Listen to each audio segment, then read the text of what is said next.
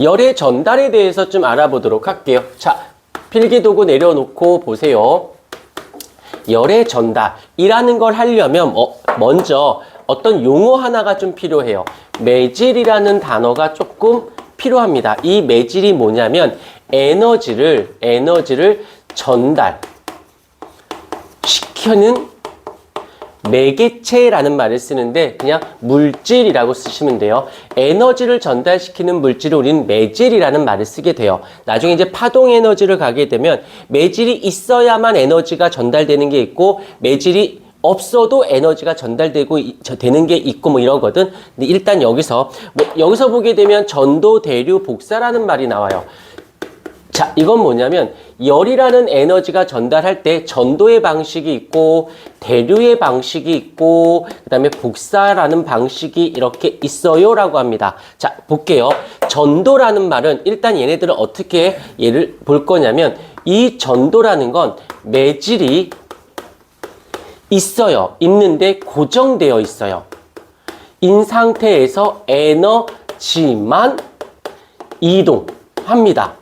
그걸 우린 전도라는 말을 쓰는데 별건 아니야. 자, 뜨거운 물이 있어요. 뜨거운 물이 있는데 가위바위보에서 진 사람이 어떻게 할 거냐면 아주 뜨거운 물이 있는데 여기다가 쇠젓가락을 금속인 쇠젓가락을 이렇게 놨어. 그런 다음에 내가 얘를 집었어. 그러면 어떤 일이 발생이지? 조금 시간이 지나고 나면 쇠젓가락이 뜨거워지지. 여기는 뜨거운 물이라는 이 매질이 얘야. 그런데 에너지가 어떻게 돼? 자기가 이 매질을 타고 올라가는 거예요. 금속이 있는데 금속이 움직이진 않아. 얘가 아니구나. 얘지. 이 금속. 얘가 금속인데 금속은 그대로 있고 금속을 타고 에너지만 가는 걸 전도가 일어났어요. 라고 하는데 이번에는 대류를 비교해 보실게요. 대류는 매질이 있어요. 있는데 매질이 에너지를 가지고 이동을 합니다. 이게 뭔 소리일까? 간단해요. 뜨거운 물이 있어요. 여기에 뜨거운 물이 있어요. 그런데 여기다가 어떻게 찬물을 부을 거예요. 그러면 이렇게 보통 섞인다라는 말을 쓰지. 뜨거운 물과 찬물이 섞이잖아.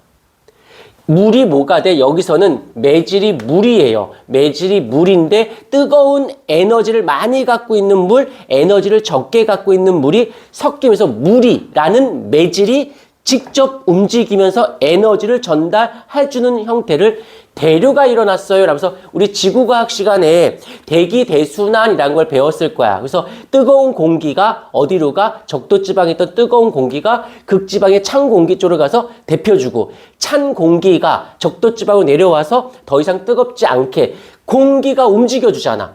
공기라는 매질이 에너지를 갖고 이동하는 거지. 이걸 우리가 대류 현상, 대류가 일어났어요 라고 한다는 거지. 이해가 됐을 거예요. 여기서 차이점은 매질이 가만히 있느냐, 매질도 이동하고 에너지도 이동하느냐, 에너지만 이동하느냐 차이인 거지. 어려운 건 아닐 것 같고요. 그러면 복사는 무엇입니까?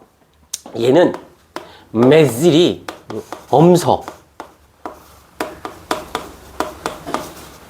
그리고 에너지는 이동해요. 매질이 없어도 에너지가 이동할 수 있는 거. 대표적으로 딱 하나만 잡으면 태양.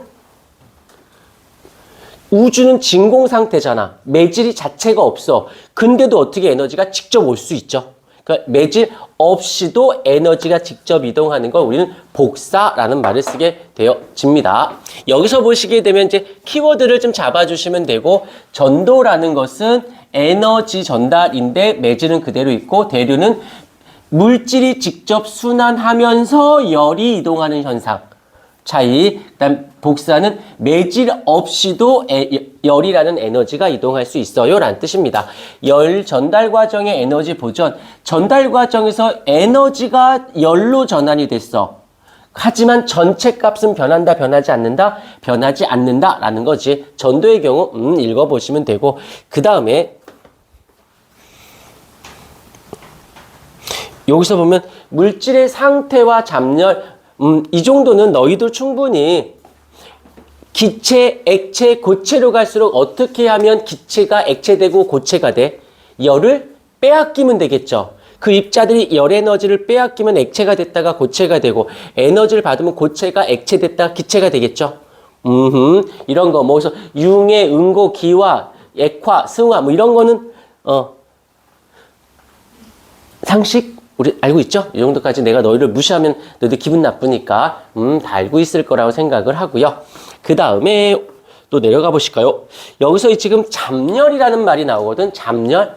잡열이 뭐냐면 물질의 상태가 밑줄 상태가 변할 때 흡수 방출되는 열을 우린 잡열이라고 얘기를 합니다. 됐고 그 다음에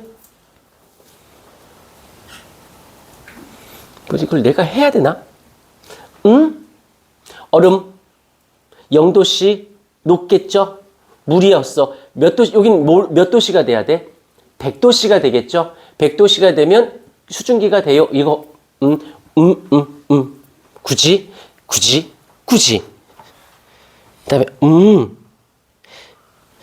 물의 잡열과 기상현상 증발, 구름, 비 흘러가 됐습니까? 잘하셨어요.